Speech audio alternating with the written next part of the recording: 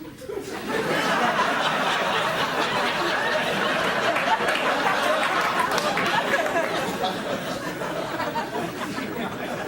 me!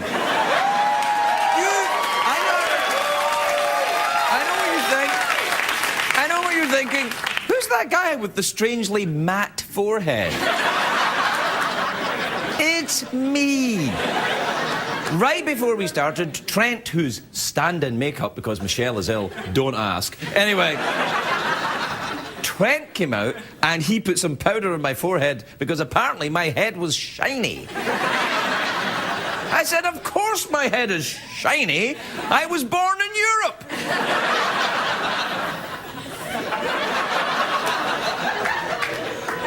Doesn't make any sense to me either. Anyway, apparently my head was shiny and I looked like an Olsen twin. They have got shiny heads, haven't they? That's why they have these bangs now. But sometimes when the wind blows, you can see... I love the Olsen twins, Mary-Kate and Osama.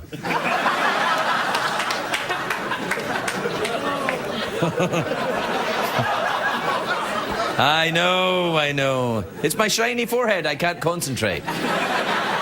What is a shiny forehead? They say that, you know, it's one of these signs, I guess, or something like if you've got big hands. Like as big as those babies. Then you've probably got a shiny forehead. And you speak with a Scottish accent. Might even be a woman. Look, rest assured the show will be better than this. We'll be right back in a couple of minutes. The Late Late Show with Craig Ferguson, sponsored by Progressive. Visit progressive.com today. It's hard to stay up, it's been a long, long day, and you've got the Sandman at your door. But hang on, leave the TV on, and let's do it anyway. It's okay, tomorrow's just your future yesterday. Ladies and gentlemen, Craig Ferguson.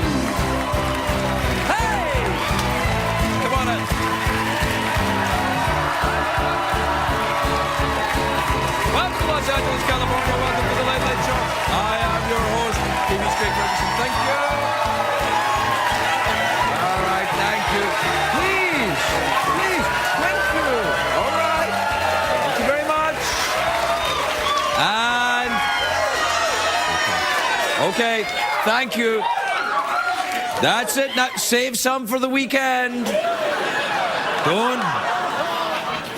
Don't give it all up on a Friday night.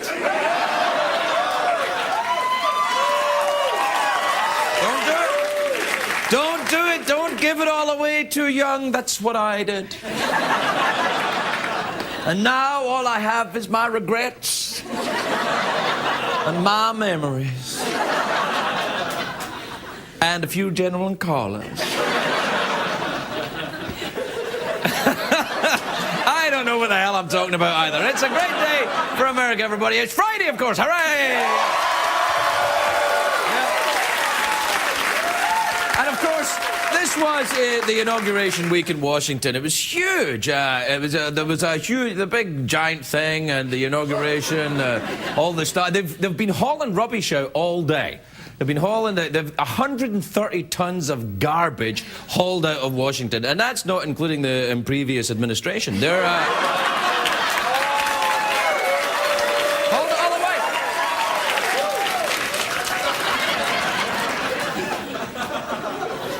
President Obama still hasn't revealed what the note was that George Bush left in the Oval Office, but we have it.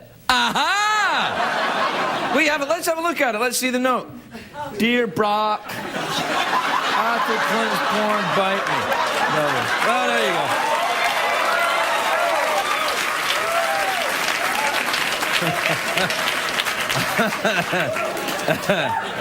go. That's not a joke. That really is what it was. Do you know where it's a big weekend this weekend? Scotland. Where's that? I'll tell you where it is. I don't know if you know this, but I grew up in Scotland. It's where I picked up the comedy accent. It's really true. Do we have a map of Scotland to let the folks see? There's Scotland there. Wankers, poofs, Protestant drunks, Catholic drunks. That gives you a breakdown of the area, really. In Scotland, Sunday night this weekend is Burns Night. It's a huge event over there. It's like St. Patrick's Day, Super Bowl Sunday, Mardi Gras. Well, maybe not much of Mardi Gras, but certainly Super Bowl Sunday, St. Patrick's Day. What I'm saying, there's a lot of drinking going on. Hooray for alcoholism.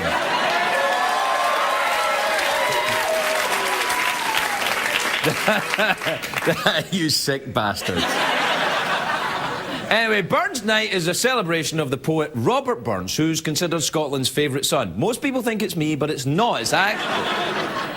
I'm like 328. The number one hero over there, Robert Burns. Do we have a picture of Robert Burns? There he is.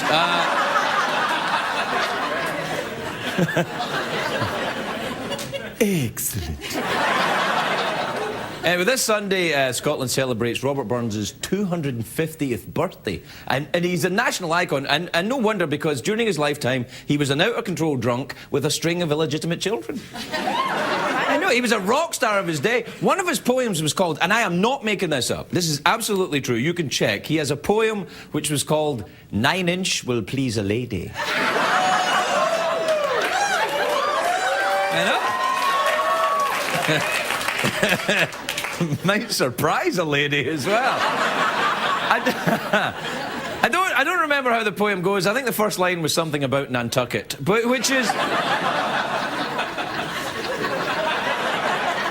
amazing that someone from Scotland 200 years ago knew about Nantucket. That's why Burns was a genius. And every year on Burns Night, people get together and recite his poems, and they eat traditional Scottish food, Scotch broth, bannocks, a soup called cock-a-leekie. That's what it's called. I know, it sounds like an Italian at the urologist, but that's what it's called. Hey, dottore, coccalichi. Please don't, you'll wake the censors. And now, most people on Burns Night, they just eat haggis. If you don't know what haggis is if you imagine a hot pocket filled with sheep guts. And one of the poems they read aloud on Burns Night is Ode to a Haggis, about how great haggis is, which tells you how drunk everybody is when they're... The poem is Robert Burns' poem. It goes, Fair fire on his sonsy face, great chieftain of the pudding race, aboon them all, ye tak your place, pinstripe or thern. And I know what you're thinking, what the hell does that mean? And here's what I have to tell you, I have no idea. And you're also thinking, here we go again, another late-night talk show host going on about 18th century Scottish poetry. Didn't Leno do this last week? I saw Leno do... Hey, Kevin, that Burns!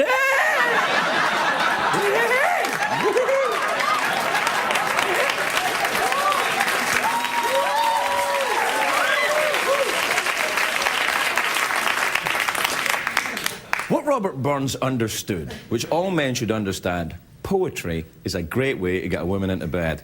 It is. It is. That's why Bill Clinton always gave poetry books to his dates. That's true. He gave a book of Walt Whitman poems to Hillary when they first met, and then he gave the same Whitman book to Monica Lewinsky. But I know, but that's true. Monica thought it was a Whitman sampler, though, so she just ate it. But it's still...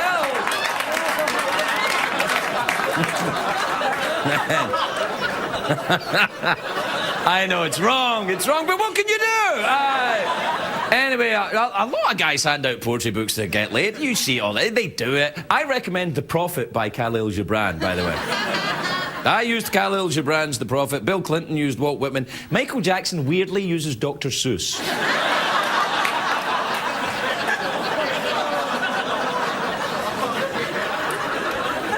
I know, I feel kind of weird after that as well. You know, one of the earliest poems I ever heard was, there's a place in France where the ladies wear no pants. There's a hole in the wall where the men can see it all. I spent years scouring France for that place. only to find it in Las Vegas.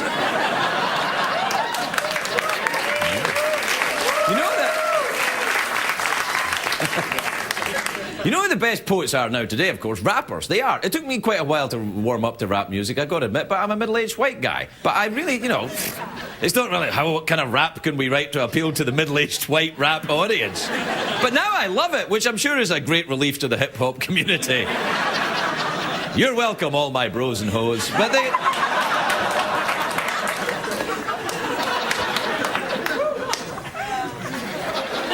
country, though, of course, got their favourite poet. Scotland has Robert Burns, England has Shakespeare, America we have Sir Mix-a-Lot. I love his poetry. Even Shakespeare couldn't write poetry like Sir Mix-a-Lot. He tried it, though. I like big butts and I cannot lie.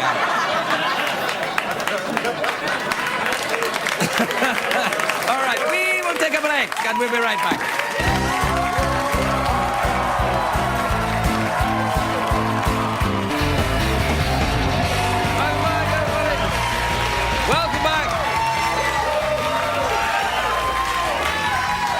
Don't give it all away on a Friday. Save some for Sunday afternoon.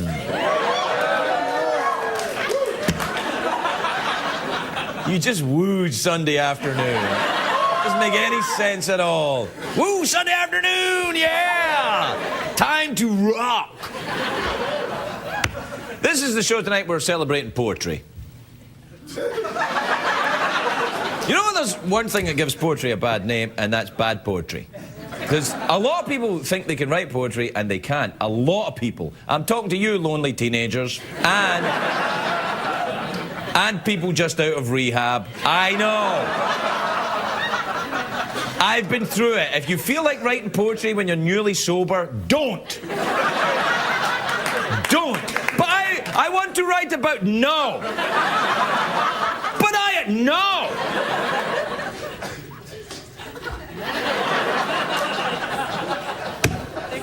Anyway, I can't be helping people out. I've got to read the... Do we have time for an email tonight, do we? Yes, it's email time again. Put down your ganja, it's time to check the mail. Yeah, man. Email time again. We always play that jingle on a Friday, because on a Friday night, you know, a lot of the kids enjoy it.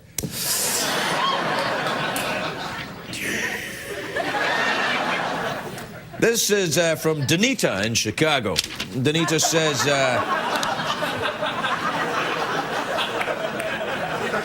I've done that every night for 4 years. Danita in Chicago says, hey, Craig, Friday is National Pie Day. What's your favourite pie? Today is Pie Day! Damn it! Damn it!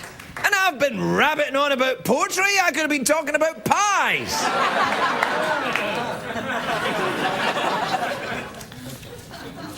My favourite pie, actually, is...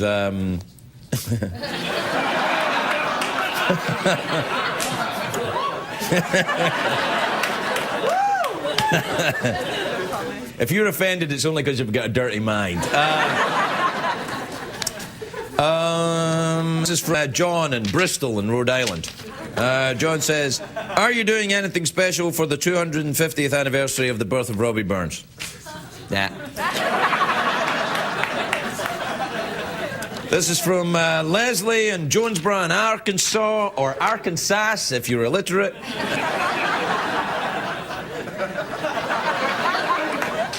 Craig, says Leslie, I've been trying to come up with an email that could get read on air. Do you have any pointers?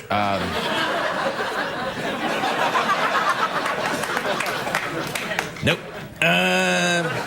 This is from Steve in Clark in New Jersey. Steve says, dear Craig, I need some dating advice. You've come to the right place. I need some dating advice. How can you tell if a girl is crazy?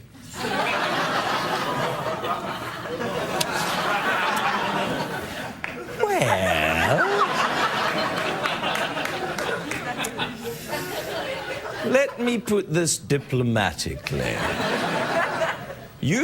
I've always found the best way to tell if a girl is crazy is ask her to marry you. If she says yes, she's crazy.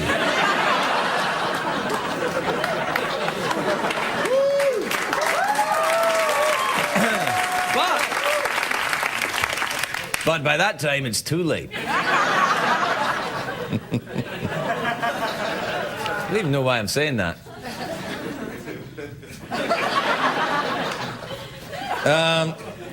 Let's see, what have you got? This is from Alicia in Anderson in Indiana. I'm going to Indiana soon, and I'm looking forward to it. Hey, Craig, says Alicia, I am writing a new story and I wanted to put you in it, but should I put you in as a good guy or as a bad guy?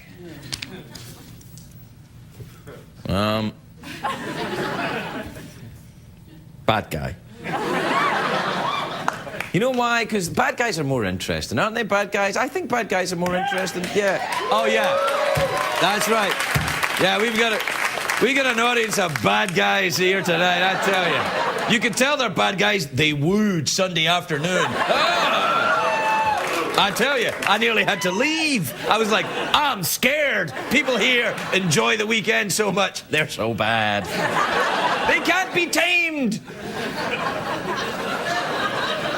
Bad guys are more interesting, though. Because, you know, you think of the good guys, right? And how interesting are they? James Blunt. Oh. Who's that other one? John Mayer. Oh, please. Don't you ooh me. I don't give a rat's ass. It's America. I can say what I like. Bad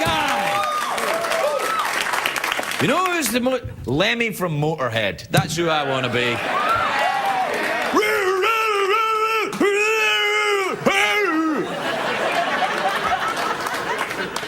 So I'd like to be Lemmy from Motorhead in your story. We've gone way over time, haven't we? I can't help it, I'm a bad guy. We'll be right back, everyone.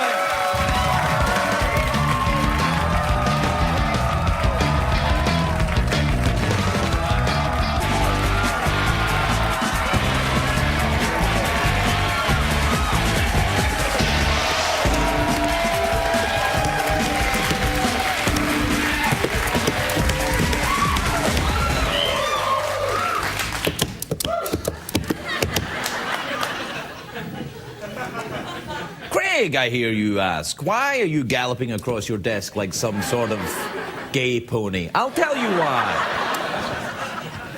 Because it's Friday and I can't live by your rules. Because I'm a bad guy. Sometimes I woo on Sunday afternoon. Please, that's enough. Now, yesterday, of course, the Academy Award nominations were announced, and that's great news. Well, it means now, again, we get the chance to recognize achievements in acting. And a lot of people think acting, come on, that's just people pretending to be other people. No, it's a science. And there's a program on TV with a host that gets deeper into the craft of acting, deeper and deeper and deeper into the very important, world-changing talent of acting than anyone else. Take a look at this. And now, inside the world of acting, with Sir Cornwell Barnes. I am Sir Cornwell Barnes, star of the London stage and renowned instructor in acting. Today, my guest is one of the most profoundly esteemed actors in the history of acting, Mr. Daniel Craig. Enlighten us, my fellow thespian, onto your approach to acting. What's that? I'm talking about acting. I'm sorry. Acting! The living art, the craft of thespis. Damn it, man! Just tell me what it's like to act. Because for me, acting is like being born. Sprung from the loins of Mother Theatre, covered by the icky goo of Artus Dramatis, I howl like a babe yearning for the squishy nipple that is acting. Perhaps it's a ship of being. I am but a lowly seaman, swabbing the decks of dramatic persone, the monotony broken only by rum, buggery, and the sweet sting of the lash. Ah! But mostly the buggery. Next question. What do you think of my acting? Well, there's no... Enough! Let's talk about James Bond. Did you know I auditioned to play the villain in From Russia with Love? No, Mr. Bond. I don't expect you to talk. I expect you to die.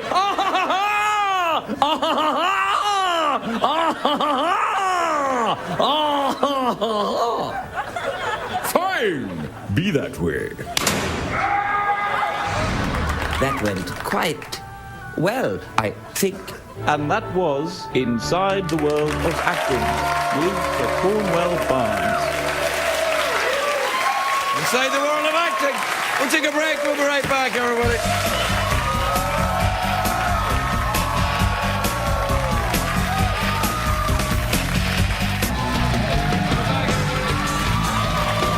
Welcome back. No, I'm serious this time, because, you know, so, like, what I do here, right, sometimes I interview people. I know, it's stupid, but I do it. And most of the time I look forward to it. I think, well, this will be nice. But actually, this next interview, I'm a little bit scared. I'm like... Because my first guest tonight is a legend. A legend. He's been he just got a Lifetime Achievement Award from the Screen Actors Guild. Please welcome the powerhouse that is James Earl Jones.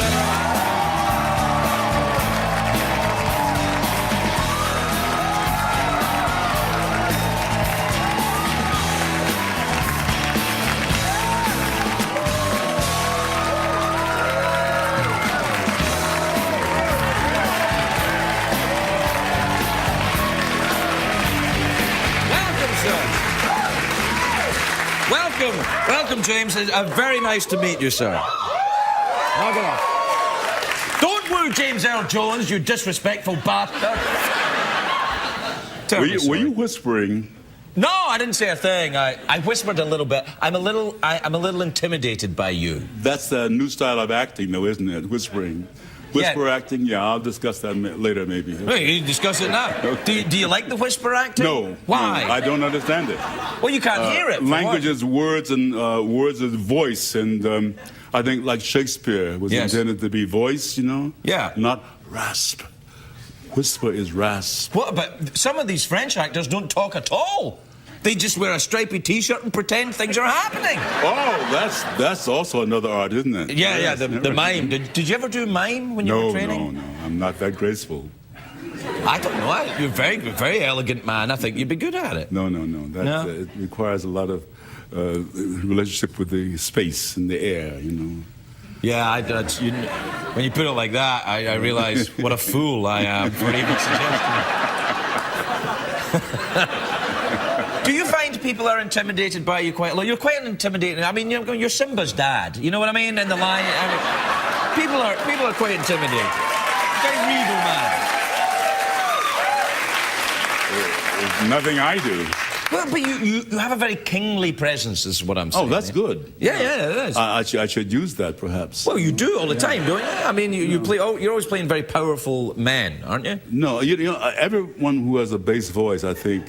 One, you can either relax people, yes, like with children, or you sound like you're grounded, whether you are or not. You know? Are you a grounded man? Yeah, I'm a farmer. Yeah. You're a farmer? I'm a farmer. What kind of farming do you farm? Goats. Goats? Yeah. Goats. Really? Oh, yeah. Do you talk to the goats? Oh, you go yes. and say, Oh, yes. goats, all the goats over here. And boy, they talk back, too. Yeah. Goats are very famously bad-tempered.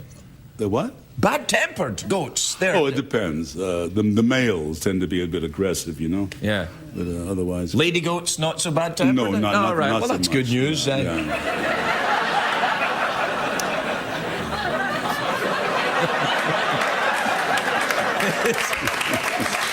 It's good news for the male goats, anyway. I'm sorry, I just never thought we'd end up talking about goats. That's, Yeah, you never know. Yeah. No, I don't. But now, where do you farm? Do you have? You're in the east or the west coast? Are you? Upstate New York. Well, it's up in the cold up woods. there in the Yeah, winter very, time. very cold now. Yeah. Yeah. Did you have trouble with the storms when you were there? Oh yeah. A lot of shoveling, you know. Did snow? Yeah. Do you ski? Oh no, I skied in the army, which was skiing uphill. You know. Sounds like quite a technique. Oh yeah. I've done some downhill skiing. I've never seen anyone ski uphill before. They sometimes get things topsy-turvy in the military, though, don't they? And Yeah. Ski up. Let's everybody ski uphill. Are you sure? Yes. But that's an order. A little bit of skiing sideways too, and. Well, probably, to get to the bottom of the next hill. I loved it. You like skiing? Well, you're Yeah, in the no, right I place. love the army. Oh, you love the army? Yeah. How long were you in the army? Just 2 years. You should have stayed in for a bit longer then, if you liked it. It was only 2 years. I could have stayed in, but I wanted to come out and try acting. Oh, well, yeah, I suppose that was the right way to go. And then, of course, famously, one of your most famous, or two of your most famous roles, you're not even really there. It's just your voice. It's Darth Vader and Mufasa. Mufasa. That's wonderful, because can you imagine in Lion King seeing Whoopi Goldberg with her own face doing that freaking out she does in that the hyena? Oh, easy. I like Whoopi now. She's a nice woman. Oh no! I mean, I like her too, and she was brilliant. But I can't imagine. What do you put your self-consciousness if you have your face open? Yeah. But being up behind the mask of the hyena or behind the lion, it's much easier. You're free. Like the Greeks, the Greek acting.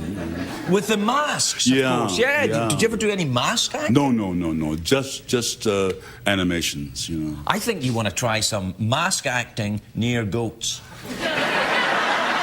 They would freak out. They would freak out. I'm telling you. Yeah. And the males would they'd come go right after out. you. They'd be like, Oh, what yeah. the hell is this? What the hell is this? And it'd be like, ah! And the female goats would be like, can everybody just calm down? Well, that's good news. Now, these goats that you raise on your farm, do you eat them? I threaten to. Right, yeah. But my family says no, we don't eat pets. No.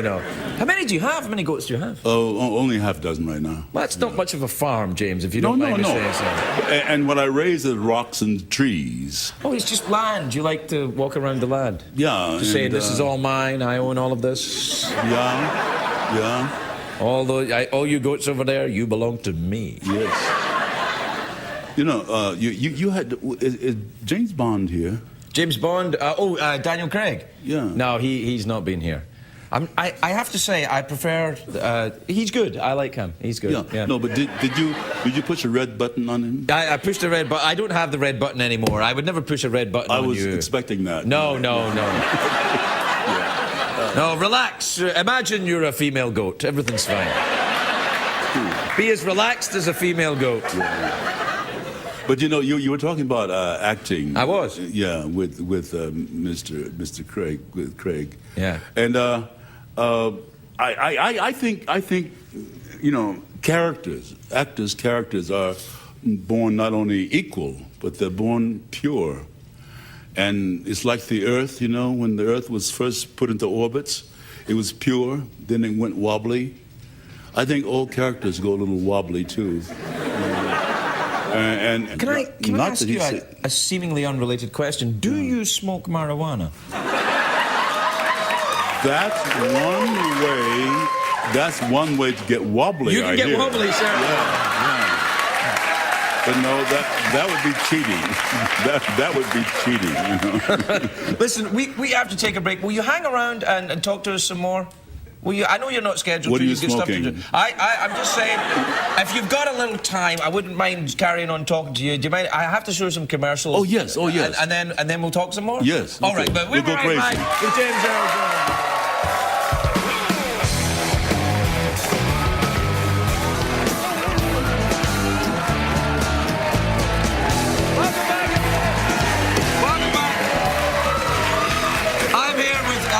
The legend that is James Earl Jones.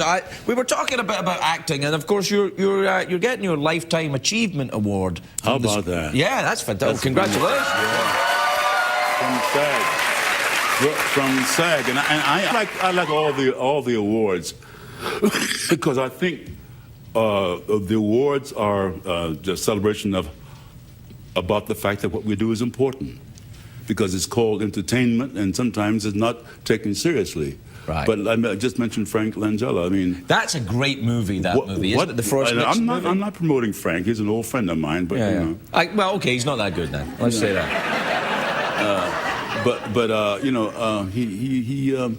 He gets the wobble of that character, and every character has that. But the wobble? A little crazy, a little wobbly. You don't have to play it, right? But you have to be aware of it, and the author often tells you all you need to know about it, but the actor should be on top of that too. See, this is why I never worked out as an actor. I had never knew anything about wobbliness. No, that's great. I thought it was all about your hair. Oh, no. It's about the wobble. Yeah. Do you see a lot? Do you watch a lot of the young actors now and say that's a great actor in the making, or that one? Do you notice the young ones? That, yeah. Oh yeah. Who do you think that is coming through now? That Terrence Howard. I work with him. He's been here. Stage. He is spectacular. Yeah. He has that thing that you have, though. He has that presence thing. That kind of weird authority that I find quite interesting and strangely attractive. Even more powerful than the authority is he has a wobble. Yeah, well, yes. I mean, you can't do it without the wobble, apparently. He's a little scary. Terrence, and you don't know why. He's not playing scary, but his intensity is a little scary. No, I know why he's scary. Why? He'd cut you. Or shoot you. You cross him, he'll cut you. Yeah, well, it's easy to believe that. That's right, that's right. I don't know if he actually would, although he would. Yeah. But you see, when you bring that wobble to the character, it makes it more interesting and more revealing in a way, you know? Is that why the good actors are mostly insane? They say the comedians have to be insane. Yeah.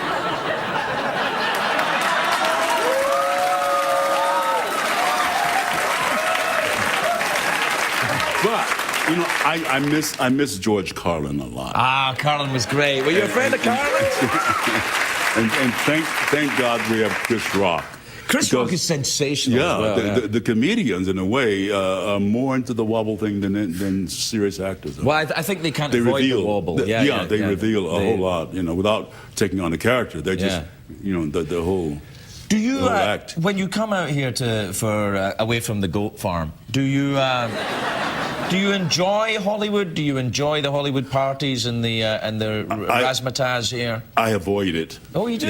Yeah. You don't like it then? You don't like the red carpet? Oh, I love it. What you wearing, James? I love it, but I can't compete. You know? Oh, what are you talking about? Of course you can. You're James Earl Jones. You can walk up there.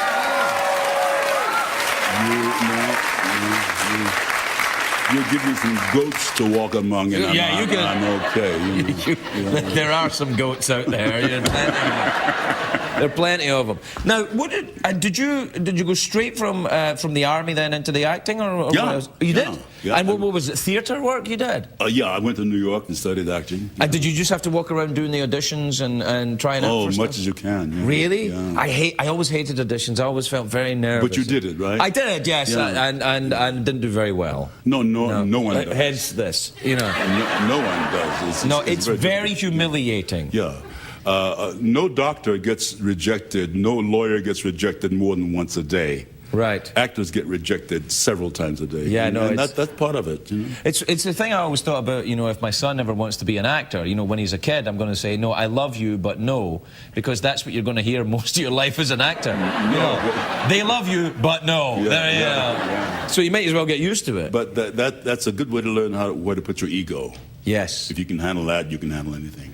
Well, every mistake I make in my life, I was just talking to someone today about it, every mistake I make is always when I let my ego get ahead of the facts. Oh, yeah. Yeah, Yeah. every single, even when it's just like driving the car. Yeah. Like if I'm trying to change lanes and someone cuts me off, it's not like they're driving on the freeway and just doing their thing. It's like they're cutting me off. Me, the great lane guy. You know, I mean, it's my ego gets in the way all the time. You have to take on a guardianship that I'm in charge. I'm in charge of, Yes. their safety. Yes. Yeah. Yeah. But you're James Earl Jones. You actually are in charge of their safety. I used to use a CB radio, and I used CB Darth radios? Vader as my handle. Did you to really? Freak people out. Oh, bet it did, yeah. I had to stop doing that. Oh, no, you should do it more often. Truckers would just freak out, and I had to stop. I stopped doing it. Well, a lot of the because it truckers- sounded like Darth Vader. Well, it is Darth Vader. Yeah. It is Darth. It's you did the voice of Darth Vader. It's Darth Vader. I mean, Dave Prowse was the actor who walked around as Darth Vader, wasn't he? The Scotsman. He was Welsh, actually. They're much the same. He was Welsh? Yeah, I think so. Yeah. Oh no, I he's know. Scottish. Yeah, I know. It's very. David Prowse. David Prowse was. It was the shame of his life. Sorry, David. I've always Yeah. I thought of you as Scottish. But you know what? He might have been. I don't know the man. I could have been. But that's how I got the job. You can't tell. You can't tell by the walk. You know. Oh, what a stride, though. Well, he had a good stride. 6'7". That man could wear a cape. Oh yeah. But that's how I got the job. You know, he had a tender voice, I think. Yeah, his voice was very good. The original Darth Vader, he was like, Darth Vader. Well, no, it was something. Yeah. But I got the job because Lucas wanted the bass voice, or shall I say, a darker voice. Yes. And so so he hired this guy from Mississippi who was raised in Michigan who stuttered, and that was me. Yeah. Got the job. That's right, you talk about having a stutter. I haven't ever noticed you stutter, ever. I In try not conversation, to. no. It's- Do you ever get it? Does it ever come up? Oh, yeah. Really? I am still a stutterer, and yeah. Oh. See? Marlon Brando made stuttering a part of the American style of talking. Yeah. Yeah, he did, actually, yeah. Didn't know anything about goats, though, God bless him. You can stutter with goats. In fact, as a kid, I stopped talking between the age of 4 and 14. But among the farm animals, I could talk pretty well. Oh yeah. Is that how you expressed yourself as a kid? You would, Yeah. Oh, wow. Gee-haw, whoa, sukau, chick, chick, chick. You know, basic sounds. Yeah. You do smoke a lot of marijuana. No, I wouldn't know how to grow it. No, I'm kidding. It's an honour to talk with you, sir. I do honor. hope you'll come back and talk to us again. You bet. And congratulations on the Lifetime Achievement Award. Thank James you. Earl Jones.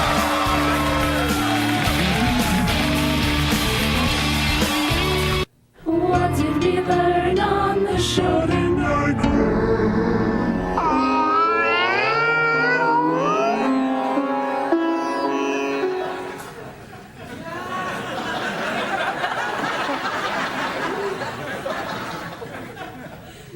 Everybody else saw that too, right?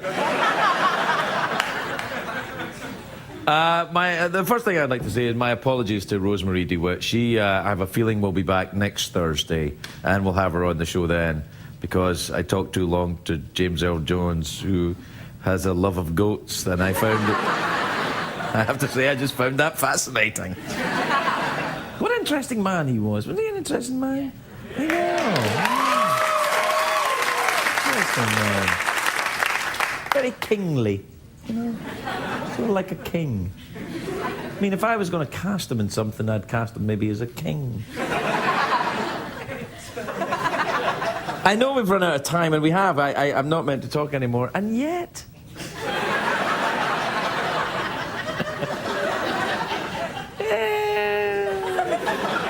You never get... You just want to stay around a little more, just have one more?